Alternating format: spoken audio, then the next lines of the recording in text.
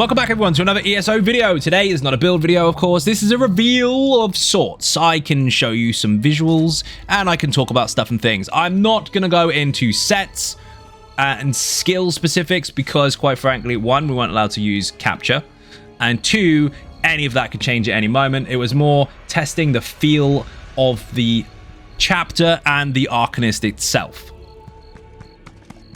Any of that stuff, including mythics, which were really cool to see, by the way. I'm not going to spoil them, but they were really cool. Any of that stuff is irrelevant because it could change. It could be completely different by the time you get it, so I'm not going to give you any false hopes. I'm just going to leave it there. No spoilers. We're going to go into the Arcanist anyway.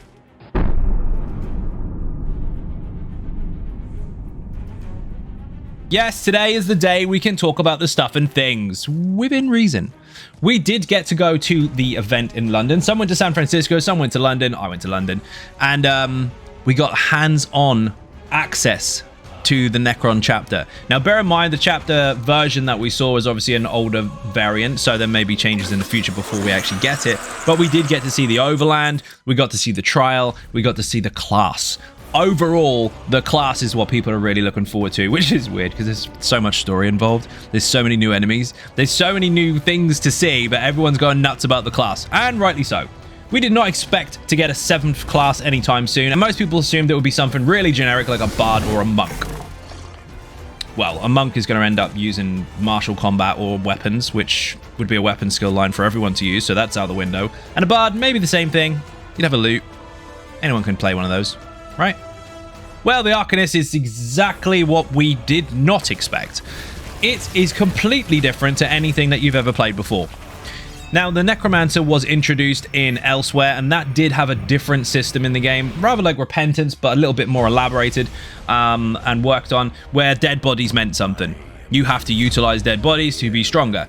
This is not quite as complex as the Necromancer because you don't have really awkward timers for your skills and their cooldowns, but you do have longer duration for some of the skills, and you do have a crux system, which is basically building up or generating crux, these triangle green glowy things that go around your body, to a point where you can either maintain them or use them. Now, there are different crux benefits to different skill lines. There's different ways to build them and there's different ways to use them. There are Jesus beams that you can generate crux for. There are heals. There are defensive bonuses. We've even got a bomb ability, which I'm not going to go into too much detail over, but basically you put it on the target and after a period of time it goes bang. Really, really fun stuff, basically built in Azure Blight. We've got tanky ultimates to give us massive damage shields and to protect your group. We've got a DPS ultimate, which is pretty damn cool. We have a big eye in the sky that beams enemies in front of us. But the healing ultimate.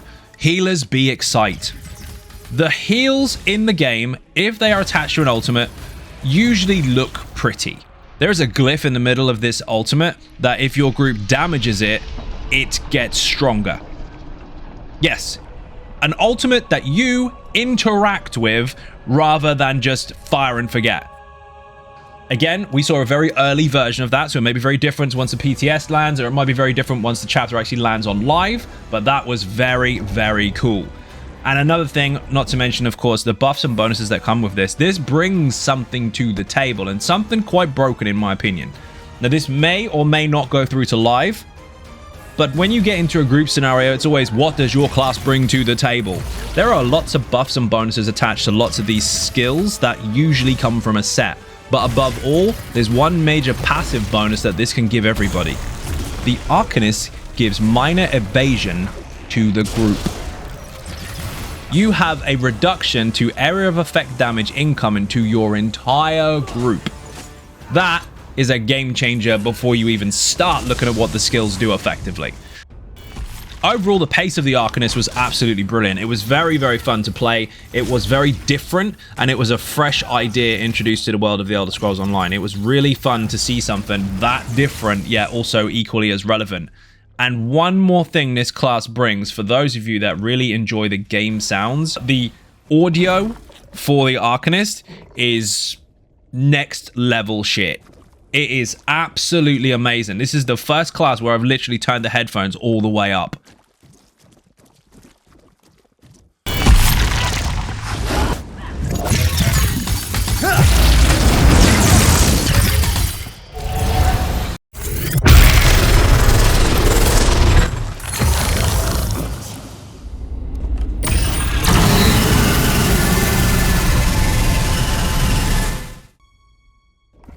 Now, the Overland itself, of course, there are like 40 hours worth of quests.